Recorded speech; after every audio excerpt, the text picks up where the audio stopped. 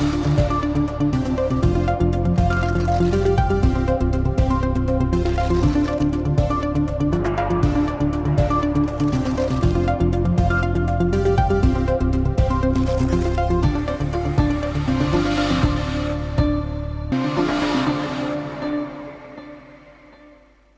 դիտում եք առաջին լրատվականը ողջույն, ես Ժիրայր Ոսկանյանն եմ։ Այս օրերին հանրային քննարկման հորակարգում է, պաշտոնյաներն են խոսում առաջնային անհրաժեշտության հարցերից մեկի մասին, դա ռազմագերիների, քաղաքացիական գերիների հարցն է, նրանց վերադարձի, դիերի փոխանակման, անհետ կորածների մասին տեղեկությունները։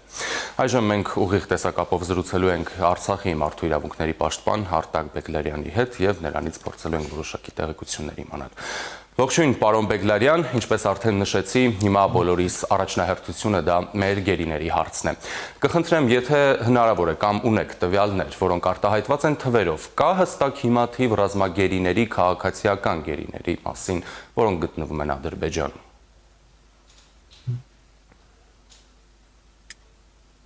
Նախ պետք է հաշվի առնել, որ երևի հիմնական կենտրոնացված ամբողջական կամ քիչ թե շատ ամբողջական տվյալները ունի պետական լիազոր մարմինը, այն է Պաշտպանության նախարարության գերիների եւ անհայտ կորածների հանձնաժողովը։ Մենք կոնկրետ մեր պարագայում մարդու իրավունքների պաշտպանի աշխատակազմի պարագայում առաջին հերթին վերլուծում ենք բաց աղբյուրներով եղած տվյալները, հիմնականում ադրբեջանական սոցցանցում հրապարակված տեսանյութ ռազմագերիների մասով։ Բացի դրանից մենք առանձին ուսումնասիրում ենք, փաստահավաք գործունեություն ենք ծավալում քաղաքացիական գերիների մասով կամ իրենց կարգավիճակը, եթե ճիշտ նշելու լինեն, քաղաքացիական ներկալված անձանց, այն է պատերազմական գործողությունների ժամանակ ու հետևանքով իրենց վերահսկողության տակ ընկած քաղաքացիական անձանց եւ նաեւ բռնի անհետացած անձանց մասով։ Այս երկու մասով, այսինքն քաղաքացիական անձանց մասով, մեր փաստահավաք գործունեությունը հավանաբար ամենաամբողջական տվյալներն է հավաքվում։ Բայց իհարկե այս տվյալները նույնպես մենք փոխանցում ենք իրենց Պաշտպանության նախարարության հանձնաժողովին։ Ռազմագերիների մասով ըստ մեր վերլուծած տվյալների, մեր ունեցած բաց աղբյուրների հիման վրա, մեր տեսանյութերի վերլուծությամբ շուրջ 60 ռազմագերի կա։ Բայց սա չի նշանակում, որ ամբողջական տվյալն է, քանի որ Պաշտպանության նախարարությունը եւ այլ պետական լիազոր մարմիններ ունեն ավելի շատ տվյալներ, այսինքն հարազատների տված տեղեկությունների, զինծառայողների,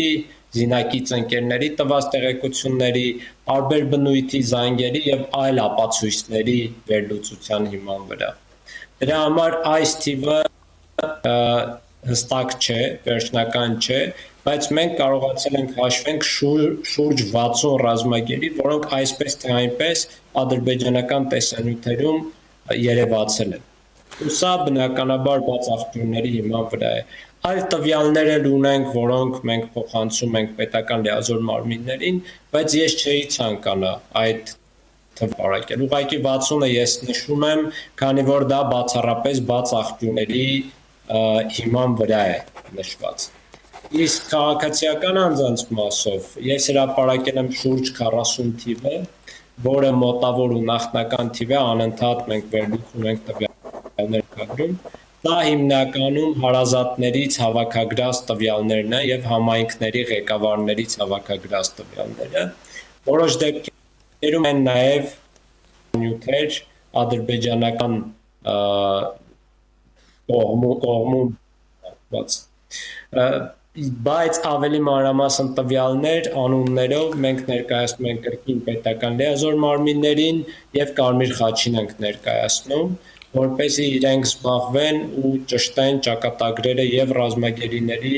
եւ քաղաքացիական անձանց։ Պարոն Բեգլարյան, ես կխնդրեմ նաև մեզ որոշ մանրամասներ, որոնք կարող են հրապարակվել, ներկայացնել ինչ փուլում է արդյոք գերիների վերադարձի կամ փոխանակման գործընթացը, կա ակտիվ այդպիսի գործընթաց հայկական կողմից, ինչու եմ այսպես հարցադրումն անում, քանի որ շատերը նաև հանրային մակարդակում, նաև տարբեր պաշտոնյաներ դիմում են Ռուսաստանի ղեկավարությանը գերիների հարցը լուծելու համար։ Այստեղից կարող եք հետևություն անել, որ հայկական կողմին չի հաջողվում այդ հարցում լեզու գտնել ադրբեջանական կողմի հետ։ Նախ ես որոշակի տվյալների տիրապետում եմ, տեղյակ եմ, որ աշխատանքներ տարվում են, բայց մանրամասների չեմ տիրապետում, քանի որ պետական լիազոր մարմինը, ինչպես նշեցի, գործադիր իշխանությունն է, ու հատկապես եթե խոսքը վերաբերում է միջազգային կառույցների ու միջնորդների հետ աշխատանքին, առավելապես Հայաստանի Հանրապետության գործադիր իշխանությունը։ Տվյալ դեպքում, ինչպես նշեցի, Պաշտպանության հանձնաժողովը եւ Միջգերատեսչական հանձնաժողովը։ Բայց տեղյակ եմ, որ կան աշխատանքներ, որոշակի արդյունքներ կան, անընդհատ արդյունքները ավելանում են, նաև քանակական տունից, որ կարմիր ռուսական կողմը կարողանում են ավելի շատ գերիների մասով տվյալներ ճշտել, բայց պետք է մյուս կողմից նաև հաշվի առնել, որ զգայուն թեմաները շտեն, քանակից սկսած մինչև անուններ, կոնկրետ վայրեր, թաքնոցների, անհայտ կորի, ողջ մնացած անհայտ կորածների, այսպես ասեմ, որ չպետք է հնացվի։ Դրա համար այո, շատ կարևոր է, որ պետական մարմինները համապատասխան ճիշտ թե շատ թափանցիկ տեղեկատվություն, հաղորդակցություն ունենան ամբողջ հանրության հետ, ավելի շատ թափանցիկ տեղեկատվություն ներկայացնեն հենց հարազատներին, բայց պետք է հասկանալ, որ կան կարմիր գծեր, որոնք հատելու դեպքում կարող ենք մենք բացասականորեն ազդել մեր գերիների ճակատագրերին։ Դրա համար պետք է ավելի զգույշ լինել այս հարցում։ Բայց մնացածը արդեն պետք է պատկան մարմիններից ճշտել, թե ինչ աշխատանքներ են տարվում եւ ինչը կարելի է ներկայացնել։ Պարոն Բեգլարյան, կանգ առնենք կարմիր գծերի վրա։ Դուք նշեցիք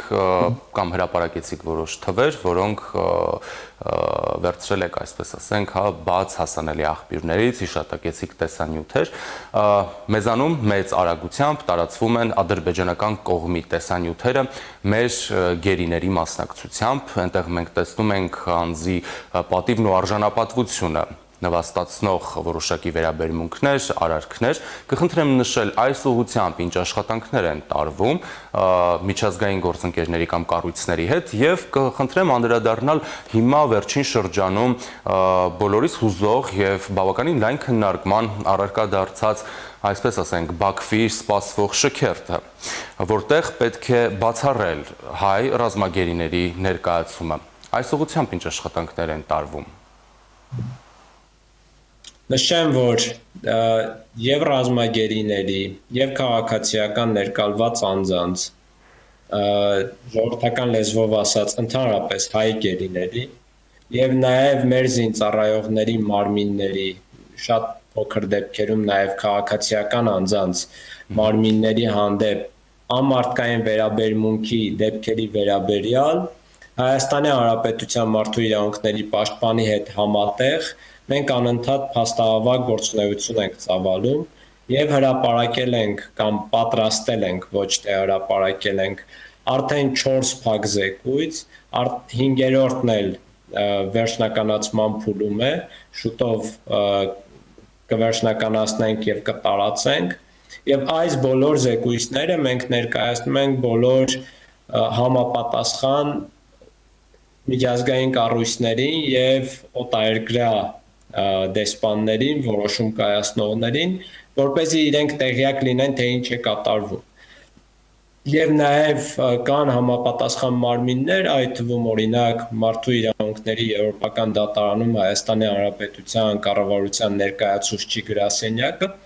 որը առանձին հայցերել է ներկայացնում եվրոպական դատարան ադրբեջանական պետության դեմ։ Ու բավականին հաջողություններ եւ այդ տեսանկյունի որ եվրոպական դատարան բանումներ ու տեղեկություններ է պահանջում։ Նույնը նաեւ անհատ բաններ հարազատների հետ համատեղ առանձին հայցեր են ներկայացնում եվրոպական դատարան ու տեղյակ եմ ելի հաջողված դեպքերից։ Այս բոլոր խողովակներով միջազգային ճնշում բնականաբար կատարվում է Ադրբեջանի հանդեպ, բայց անկեղծ ասեմ, ես տպավորություն ունեմ, որ Ադրբեջանը շատ չի տարվում կամ այդ ճնշումների առջև։ Քանի որ իրենց մոտ կա ընդգծված պետական քաղաքականություն հայատյացությունը եւ հայատյացության բազմաթիվ դրսևորումներ, այդ թվում հետպատերազմյան շրջանում բոլոր ձևերով իրենք փորձում են ցույց չափով նվաստացնել հայ հանրությանը, կոնկրետ անձանց, այդ թվում ռազմակերիներին ու քաղաքացիական անձանց։ Ու հստակ շատ դաժան հանցագործությունների ապացույցներ էլ կան, ներառյալ գլխատման դեպքեր, անմարդկային վերաբերմունքի դեպքեր, ոնց անձանց հանդեպ մարմինների խեղման դեպքեր եւ այլն եւ այլն։ Ես կարծում եմ ժամանակի ընթացքում նաեւ հնարավոր կլինի իրավական պատժի հասնել, իրավական գնահատականի հասնել կլինի եվրոպական դատարանում, թե այլ դատարաններում։ Ու այստեղ մեր պետական մարմինները, իրավապահ մարմինները պարտավոր են իրենց ունեցած բոլոր լծակներով եւ ներքին եւ միջազգային առավելագույնը անել, որ այս հանցագործությունների պատասխանատուները եւ անհատական առումով եւ նաեւ բուն ադրբեջանական պետությունը կանգնեն հստակ պատասխանատվության առջև, որը կանխարգելիչ ազդեցություն է ունենալու հետագա դեպքերի համար։ Շնորհակալ եմ պարոն Բեգլարյան, հաջողություն եմ մաղթում ձեր գործունեության մեջ, կսպասենք լավ լուրերի, շնորհակալ եմ։ Հարգելի հեռուստադիտողներ, ուղիղ միացմամբ մեզ միացել էր Արցախի մարդու իրավունքների պաշտպան Արտակ Բեգլարյանը։ Շարունակեք հետևել մեր աշխատանքին։